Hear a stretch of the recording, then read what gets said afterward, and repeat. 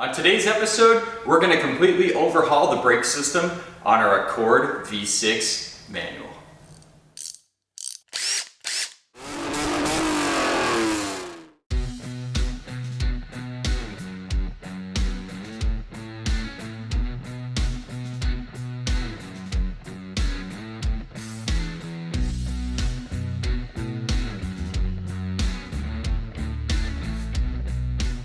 Welcome back to the Auto Obsessive Garage. Chadwick with you again for another installment of Project Enthusiast Spec Accord. That is our 2003 Honda Accord V6 Coupe manual. On this episode, really simple, really straightforward. We're going to overhaul the entire brake system, which includes rotors, pads, and fluid, as well as re-greasing all the slider pins. So our brakes should be excellent when we're done here. The ones on there, look a little bit old. So why don't we get in the garage and get some work done?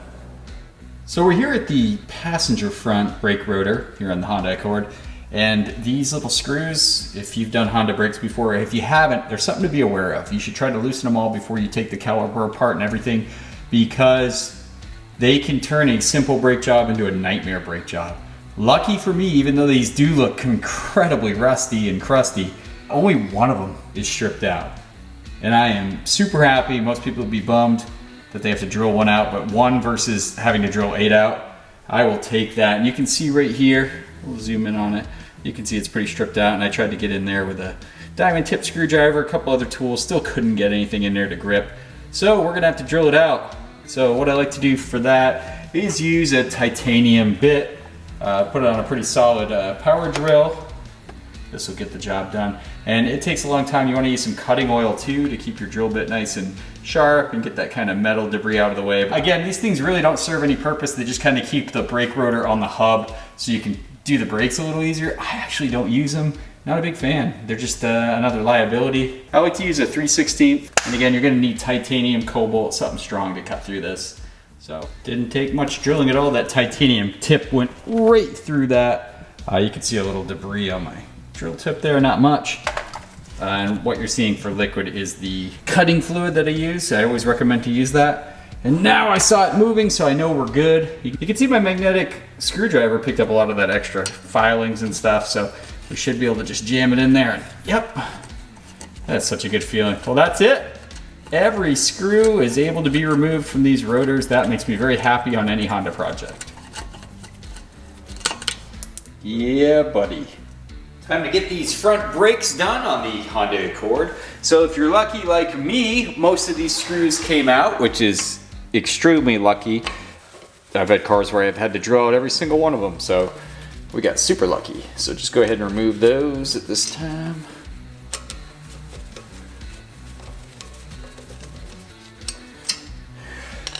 Okay, to remove the caliper, I have a jack stand ready to support it, but there's two 17mm bolts on the back side here.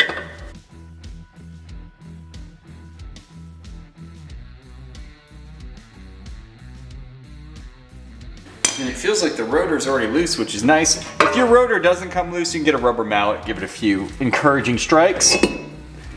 So we're gonna keep that rear pad in there because we are gonna use our handy dandy clamp to retract that caliper piston. So that's what we're gonna use. We can pop out the front.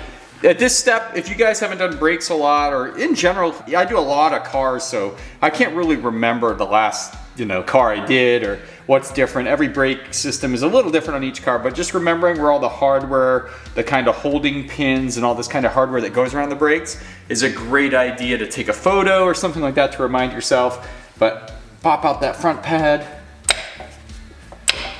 Whew. Those brake pads aren't as bad as I initially thought. They're probably 50% life left. Grab our handy dandy. I find the 4-inch clamps to be a great size for this. So we're gonna flip her around like so.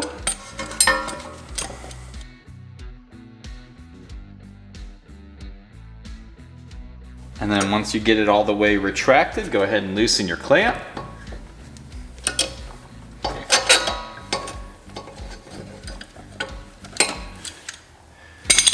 And now that rear pad is of no value to us anymore, so we can go ahead and pop him out.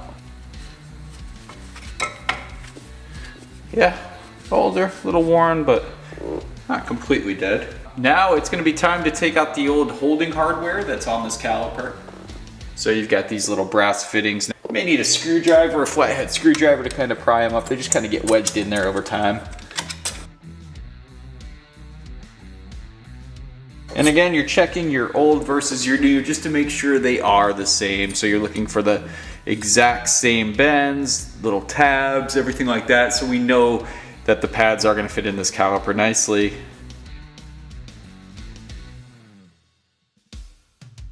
All right, and I like to put the rear pad in first just because it does usually have the little squeal attachment thing here. And this is, you see this metal here, once your pad's that low effectively, that metal will make an awful noise that you hear in traffic all the time. And it actually should be reminding you that your pads suck and you need to replace them. So we're gonna go ahead and pop that in at this time.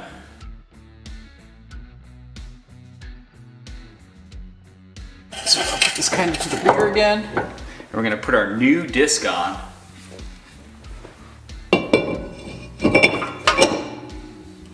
Like that. And now, since I'm not reusing those screws, because I'm gonna be nice to the next person, a trick you can also do to secure the rotor in place is just take those lug nuts you have kicking around. And that just helps you when you go to install here. And for this next part, you kind of want to go nice and easy. Take it off the support, never let it hang by the brake line. Get it in the approximate area.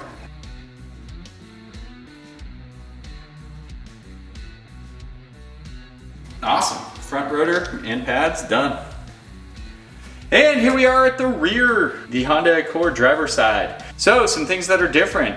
You have 14mm bolts holding this caliper on. You also have the e-brake integrated into the caliper, and don't get too worried, they made life easy for you. To get enough slack to remove the caliper, there is an e-brake line. If you trace it back, there'll be a little bracket right here, almost directly behind the hub. It needs a 12mm bolt removed, and then you can pop it out of that bracket, and you have enough room to lower the caliper down. Super easy. The other thing is too, you're gonna see once we get the pads out of here that you cannot just force this piston back into the brake caliper. You're gonna need a tool, and any kind of universal brake tool kit works. I use one of these, pretty straightforward. You simply put the metal part inside, obviously the caliper. You've got these two pegs, and that's gonna come into play pretty soon here. You're gonna put these in this cross-shaped pattern you see in the back of the piston, and basically you're gonna tighten, which sends that forward, pushes this back, and what it will do is constantly twist back. It's not so much that you're squishing. You can actually not compress, and if you do overforce that piston back, you can ruin the caliper. So you're gonna need a tool like this that kind of winds that piston back. So you'll see when we get to that step. So just something before you dig in, you gotta know you're getting into that. Time to get these pads out of here, and I'll show you how to retract that piston.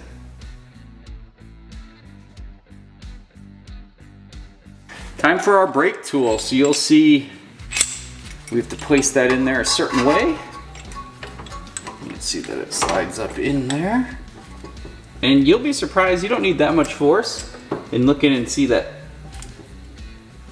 piston start retracting. And usually when you get it all the way tight, you gotta use some kind of tool to relieve that pressure. You can see our piston is now retracted all the way up in the unit.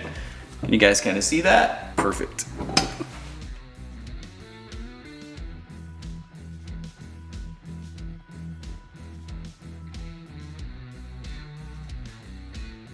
Rear brake, done.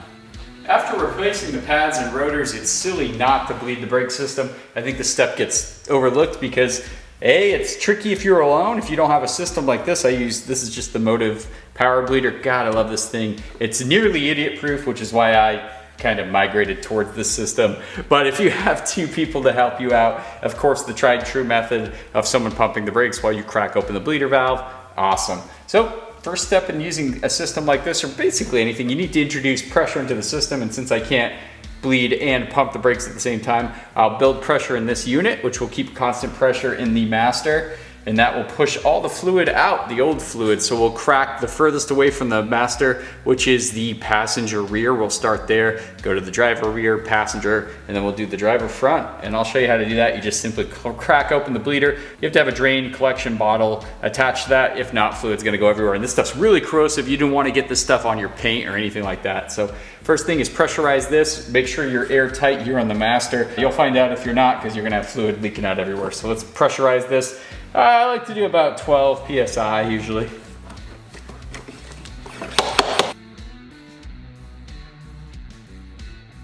Before I show you how to bleed, the last caliper I have to do, which is the driver's front, just a reminder that you need to keep pressure this whole time, so keep checking on this, add some more pressure, make sure you're not leaking at the master.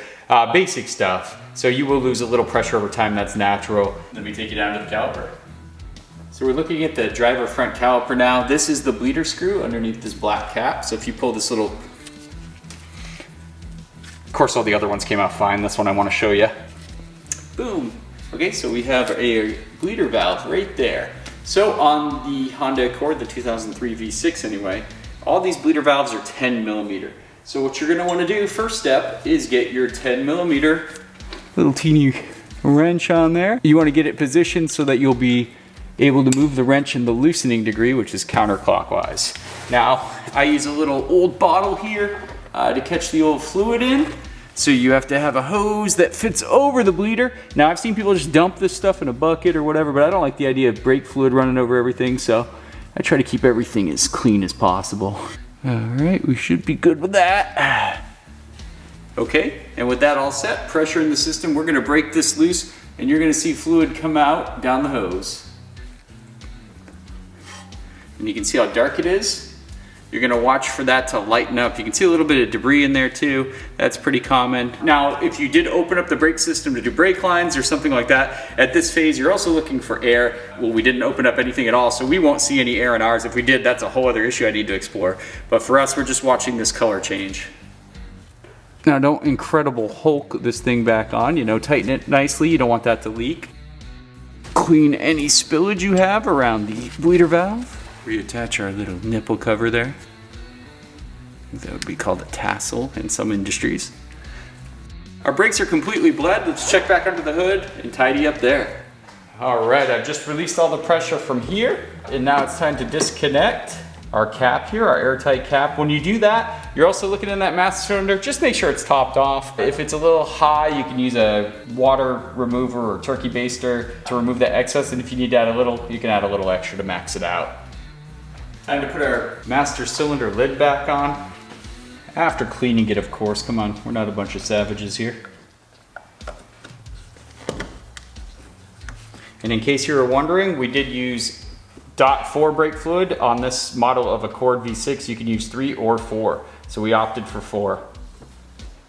The next thing we're gonna wanna do, since this is a higher mileage car, is get these pins out so we can, re-lube them, put some extra grease in there, see their overall condition. You're checking the boots here too, which both look great. This car was maintained very well. So we're gonna pop these out right now. I know you're seeing a lot of fluid here. This is just kind of the wheel cleaner, tire cleaner I use to clean up the wheels and tires. So don't panic. I don't have a brake fluid issue spraying everywhere. That would be very concerning. So you're gonna crack these loose with 14 millimeters on the front of the cord. Now, if they're not coming loose, there is another holding nut here you might have to loosen or to use as counter leverage, and that's a 19 millimeter nut in there. So let's go ahead and break these off. I've gone ahead and broken them off already. They do take quite a bit of force sometimes. Okay, so as you can see here, there's not much grease. It looks pretty old. It's kind of dirty in there, so definitely worth cleaning out. So I'm a big fan of just lubing her up. Now, don't go too crazy here, because if you put too much, you know exactly what's gonna happen. You're gonna have this delicious brake grease start squirting out the back when you tighten it down, so it can get a little messy. And you wanna clean up any excess brake grease you have, because this stuff is like a magnet for dirt. So if you have brake grease on the back here, you're just gonna accumulate all kinds of dirt, and it can get kind of messy. So you just wanna kind of clean any excess, but that's lubed up nicely. You're gonna see the excess come out here. As the boot goes on, you can see it squeeze out. Make sure the rubber boot's on there. Now you can see the pin slides very nicely. All right, and then we're gonna do the bottom. Now that bottom one is not wanting to move too much. Yeah, that's not a good sign, is it?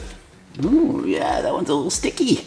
Yeah, bottom one, same deal, more of that old dirty grease. So this should be a regular thing every time you do your brakes, guys. You should be re-greasing these.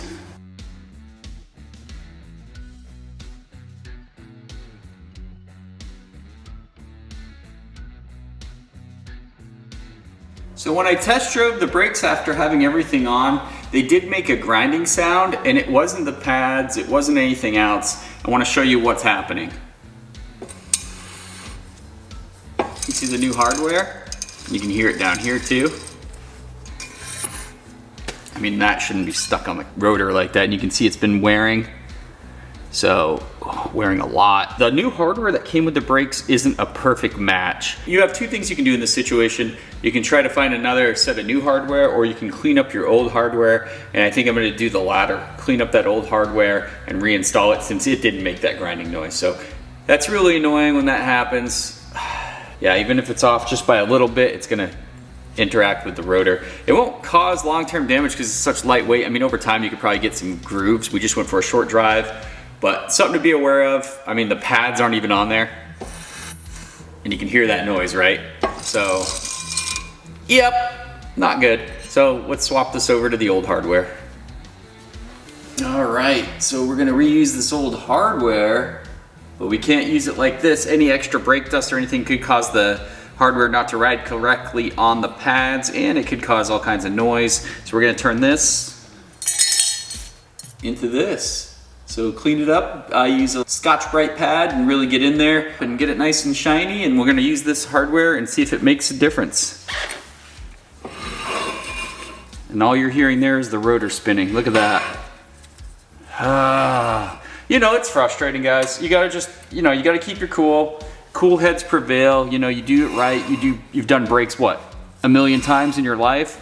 You go for that test drive and you hear a grinding noise. Sometimes it's that new hardware, so just clean up that old hardware, put it back, slap our pads on, slap our caliper back on, and we should be good.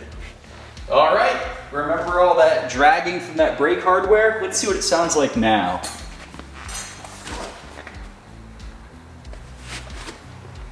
Oh yeah, that's what it should sound like.